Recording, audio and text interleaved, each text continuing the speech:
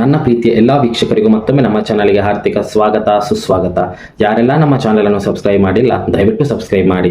ನಿಮ್ಮ ಸಪೋರ್ಟ್ ನನಗೆ ತುಂಬಾ ಮುಖ್ಯ. ಸ್ನೇಹಿತರೆ, ಸಂಚಿಕೆ ಶುರುವಾಗುತ್ತಿದ್ದಂತೆಯೇ ಸರಿತಾಳ ಕೋಪ ಮತ್ತೊಮ್ಮೆ ಹೊರಗೆ ಬರುತ್ತದೆ. ಗೌರಿ ಈ ಮನೆಯಲ್ಲಿ ಇರುವವರೆಗೂ ನೆಮ್ಮದಿ ಇಲ್ಲ ಅಂತ ಹೇಳಿ ಗೌರಿಯನ್ನು ಒಪ್ಪಿಕೊಳ್ಳಲು ತಾನು ಸಿದ್ಧಲಿಲ್ಲ ಅನ್ನೋದನ್ನು ಸ್ಪಷ್ಟವಾಗಿ ಮತ್ತೊಮ್ಮೆ ಹೇಳುತ್ತಾಳೆ. ಆದರೆ ಅದೇ ಮನೆಯಲ್ಲಿರುವ ವಿವೇಕ್ ಮಾತ್ರ ಗೌರಿಯ ಜೊತೆ ಮಾತನಾಡುತ್ತಿಲ್ಲ ಅನ್ನೋ ಸತ್ಯವನ್ನು ಮುಚ್ಚಿಟ್ಟು ನಾನು ನನ್ನ ಹೆಂಡತಿ ಜೊತೆ ಮಾತನಾಡ್ತಾ ಇದ್ದೀನಿ ಅಂತ ಹೇಳುತ್ತಾನೆ. ಈ ಮಾತು ಗೌರಿಗೆ ತುಂಬಾ ನೋವು ಕೊಡುತ್ತದೆ. ಯಾಕೆಂದ್ರೆ ಕೆಲವೊಮ್ಮೆ ನಮ್ಮ ಎದುರಿನವರು ನಮ್ಮನ್ನು ನೋಯಿಸುವುದಕ್ಕಿಂತ ನಮ್ಮ ಬಗ್ಗೆ ಸುಳ್ಳು ಹೇಳಿದಾಗ ಆಗುವ ನೋವು ಜಾಸ್ತಿ. ಅದೇ ರೀತಿ ಗೌರಿಗೂ ನನ್ನ ಜೊತೆ ಮಾತನಾಡದೇ ಇದ್ದು ಎಲ್ಲರ ಮುಂದೆ ಮಾತ್ರ ಮಾತನಾಡ್ತೀನಿ ಅಂತ ಹೇಳಿದ್ದೀರಲ್ಲ ಅನ್ನೋ ಬೇಸರ ಕಾಡುತ್ತಿರುತ್ತದೆ. ಇನ್ನೊಂದು ಕಡೆ ಗೌರಿಯ ತವರು ಮನೆಯಲ್ಲಿ ಶಾಂತವೀರ್ ಅವರು ಗೌರಿಗಾಗಿ ಕಾಯುತ್ತಿರುತ್ತಾರೆ. ಇಷ್ಟು ಹೊತ್ತಾದರೂ ನನ್ನ ಮಗಳು ಯಾಕೆ ಬಂದಿಲ್ಲ ಅನ್ನೋ ತಂದೆಯ ಕಾಳಜಿ ಅವರ ಮುಖದಲ್ಲಿರುತ್ತದೆ. ಕಾಂತಲಕ್ಷ್ಮಿ ಕೂಡ ಮೊದಲು ಏನಾದರೂ ಸಮಸ್ಯೆ ಆಗಿರಬಹುದೇನೋ ಅಂತ ಭಯಪಡುತ್ತಾಳೆ. ಆದರೆ ಶಾಂತವೀರ್ ಅವರು ಪ್ರತಿ ಸಲ ಕೆಟ್ಟದ್ದನ್ನೇ ಯೋಚಿಸಬೇಡ, ದೊಡ್ಡ ಮನೆಗೆ ಸೊಸೆಯಾಗಿ ಹೋಗಿದ್ದಾಳೆ, ಕೆಲಸ ಇರಬಹುದು ಅಂತ ಸಮಾಧಾನಪಡಿಸುತ್ತಾರೆ. ಅಷ್ಟರಲ್ಲಿ ಗೌರಿಯ ಫೋನ್ ಬರುತ್ತದೆ. ಆದರೆ ಗೌರಿ ನಾನು ಇವತ್ತು ಮನೆಗೆ ಬರಲ್ಲ ಅಪ್ಪ, ವಿವೇಕ್ ಜೊತೆ ಆಫೀಸ್ಗೆ ಹೋಗ್ತಿದ್ದೀನಿ ಅಂತ ಸ್ವಲ್ಪ ಕೆಲಸದಲ್ಲಿ ಸಹಾಯ ಮಾಡಬೇಕು ಅಂತ ಹೇಳುತ್ತಾಳೆ. ಇದನ್ನು ಕೇಳಿದ ತಂದೆ ತಾಯಿಗೆ ಆಗುವ ಸಂತೋಷವೇ ಬೇರೆ. ಯಾಕೆಂದ್ರೆ ಮಗಳು ಗಂಡನ ಜೊತೆ ಸಂತೋಷವಾಗಿ ಹೆಜ್ಜೆ ಹಾಕುತ್ತಿದ್ದಾಳೆ ಅನ್ನೋ ಸುದ್ದಿ ತಂದೆ ತಾಯಿಗೆ ಸಿಗುವ ದೊಡ್ಡ ಖುಷಿ. ಎಷ್ಟೇ ಕಷ್ಟ ಇದ್ದರೂ ಮಗಳು ತನ್ನ ಜೀವನದಲ್ಲಿ ಮುಂದೆ ಸಾಗುತ್ತಿದ್ದಾಳೆ ಅನ್ನೋ ಒಂದು ಮಾತು ಅವರ ಮನಸ್ಸಿಗೆ ನೆಮ್ಮದಿ ಕೊಡುತ್ತದೆ. ಆದರೆ ಗೌರಿ ಹೇಳುವ ಮಾತು ಇನ್ನೂ ವಿಶೇಷ.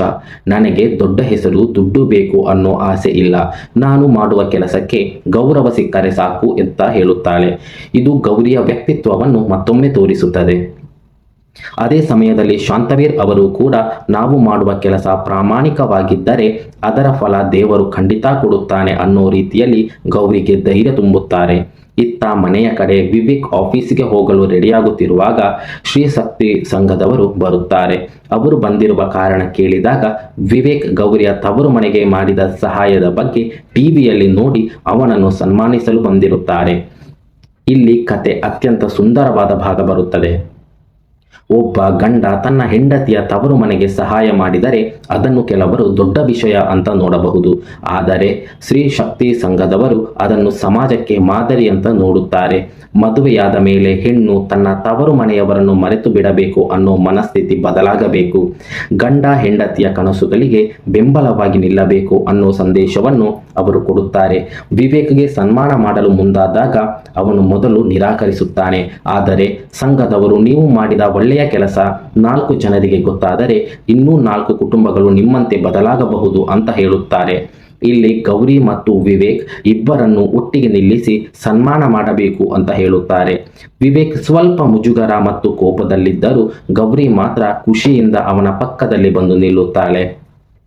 ಇಬ್ಬರು ಎಷ್ಟೇ ಜಗಳ ಮಾಡಿಕೊಂಡಿದ್ದರೂ ಹೊರಗಿನವರ ಮುಂದೆ ಗಂಡ ಹೆಂಡತಿಯಾಗಿ ಒಟ್ಟಿಗೆ ನಿಲ್ಲುವ ಆ ಕ್ಷಣ ಗೌರಿಗೆ ತುಂಬಾ ವಿಶೇಷವಾಗುತ್ತದೆ.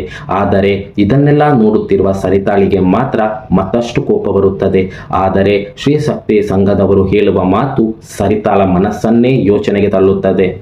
ಗೌರಿಗೆ ನೀವು ಕೊಟ್ಟ ಸ್ವಾತಂತ್ರ್ಯ ಬೆಂಬಲ ಪ್ರತಿಯೊಬ್ಬ ಹೆಣ್ಣಿಗೂ ಸಿಗಬೇಕು ಅಂತ ಅವರು ಹೇಳುತ್ತಾರೆ. ಅವರು ಹೊರಟು ಹೋದ ಮೇಲೆ ಸರಿತಾಳಿಗೆ ಶಾರದಾ ದೇವಿ ಒಂದು ಮುಖ್ಯವಾದ ಮಾತು ಹೇಳುತ್ತಾರೆ. ನಾವು ಅಂದುಕೊಂಡಿದ್ದೇ ಯಾವಾಗಲೂ ಸರಿ ಅಂತ ಭಾವಿಸಬಾರದು ಗೌರಿ, ನಿನಗೆ ತಪ್ಪಾಗಿ ಕಾಣಬಹುದು. ಆದರೆ ಇವತ್ತು ನಮ್ಮ ಕುಟುಂಬಕ್ಕೆ ಒಳ್ಳೆಯ ಹೆಸರು ಬಂದಿದ್ರೆ ಅದಕ್ಕೆ ಗೌರಿಯೂ ಒಂದು ಕಾರಣ. ಈ ಮಾತು ಸರಿತಾಳ ಮನಸ್ಸಿನಲ್ಲಿ ದೊಡ್ಡ ಬದಲಾವಣೆಯ ಬೀಜ ಬಿತ್ತುತ್ತದೆ.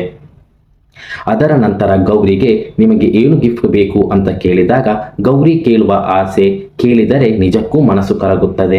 ನನಗೆ ಬೇರೆ ಏನೂ ಬೇಡ, ನೀವೆಲ್ಲರೂ ನನ್ನ ಜೊತೆ ಖುಷಿಯಾಗಿ ಮಾತನಾಡಬೇಕು, ನಾನು ಈ ಕುಟುಂಬದಲ್ಲಿ ಒಬ್ಬಳಾಗಿ ನಿಮ್ಮ ಜೊತೆ ಇರಬೇಕು ಅಷ್ಟೇ ನನ್ನ ಆಸೆ ಅಂತ ಹೇಳುತ್ತಾಳೆ. ಇಲ್ಲಿ ಗೌರಿಯ ದೊಡ್ಡತನ ಎದ್ದು ಕಾಣುತ್ತದೆ. ಅವಳಿಗೆ ಹಣ ಬೇಡ, ಆಸ್ತಿ ಬೇಡ, ದೊಡ್ಡ ಸ್ಥಾನ ಬೇಡ.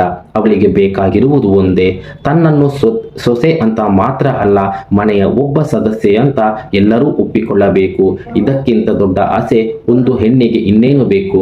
ಹೀಗಾಗಿ ಈ ಸಂಚಿಕೆಯಲ್ಲಿ ಗೌರಿ ತನ್ನ ಒಳ್ಳೆಯತನದಿಂದ ಮತ್ತೊಮ್ಮೆ ಎಲ್ಲರ ಮನಸ್ಸನ್ನು ಗೆಲ್ಲುತ್ತಾಳೆ. ವಿವೇಕ್ ಮಾಡಿದ ಸಹಾಯ ಸಮಾಜದ ಮುಂದೆ ಗೌರವ ಪಡೆಯುತ್ತದೆ. ಶಾರದಾ ದೇವಿ ಮತ್ತು ಚಕ್ರವರ್ತಿ ಅವರಿಗೆ ಗೌರಿಯ ಮೇಲಿನ ಪ್ರೀತಿ ಇನ್ನಷ್ಟು ಹೆಚ್ಚಾಗುತ್ತದೆ.